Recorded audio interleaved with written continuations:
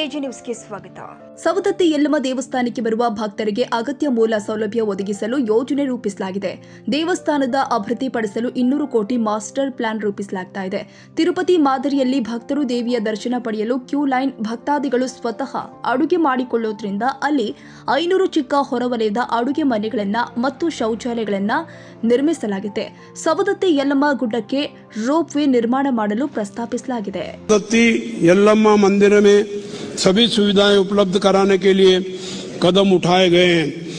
मंदिर क्षेत्र के व्यापक विकास के लिए 200 करोड़ रुपए की लागत से मास्टर प्लान तैयार किया जा रहा है, जिसमें तिरुपति की तर्ज पर कतार परिसर बनाया जाएगा ताकि श्रद्धालुओं को देवी के दर्शन करने में सुविधा हो. 500 छोटे आउटडोर रसोई घर बनाए जाएंगे ताकि श्रद्धालु खुद खाना बना सके और पर्याप्त शौचालय बनाए जाएंगे. सवदत्ती यल्लम्मा पहाड़ी तक रोप वे बनाने का प्रस्ताव है. ಕನ್ನಡಿಗರ ಮೆಚ್ಚಿನ ನಿಮ್ಮ ಎಜೆ 24/7 ನ್ಯೂಸ್ ಕನ್ನಡ ವಾಹಿನಿ ಇದೀಗ ಟಿವಿಯಲ್ಲಿ ಲಭ್ಯ. ವೇಳೆ ನೋಟಿಸ್ ಕೊಟ್ಟಿದ್ರೆ ವಾಪಸ್ ತಗೋತೀವಿ.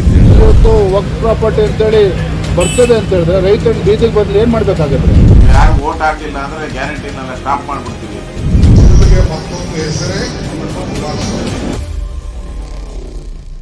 ಕರ್ನಾಟಕ ಮತ್ತು ದೇಶ ವಿದೇಶ 360 ಡಿಗ್ರಿ ಸುದ್ದಿ ಹಾಗೂ ಉತ್ತರ ಕರ್ನಾಟಕ, ಬೆಳಗಾವಿ, ಬಾಗಲಕೋಟೆ, ಧಾರವಾಡ, ಹಾವೇರಿ, ಗದಗ, ಬಿಜಾಪುರ ಜಿಲ್ಲೆಯ ಕ್ಷಣ ಕ್ಷಣದ ವಿವರವನ್ನ ಪಡೆಯುವುದಕ್ಕೆ ಎಜೆ 24/7 ನ್ಯೂಸ್ ಕನ್ನಡ ವಾಹಿನಿಯನ್ನ ಲೈಕ್ ಮಾಡಿ, ವಿಡಿಯೋಗಳನ್ನ ಶೇರ್ ಮಾಡಿ, ಕಮೆಂಟ್ ಮಾಡುವ ಮೂಲಕ ನಮ್ಮ ವಾಹಿನಿಗೆ ಸಹಕಾರ ನೀಡಿ ಮತ್ತು ಚಾನೆಲ್ ಅನ್ನ ಸಬ್ಸ್ಕ್ರೈಬ್ ಮಾಡಿ.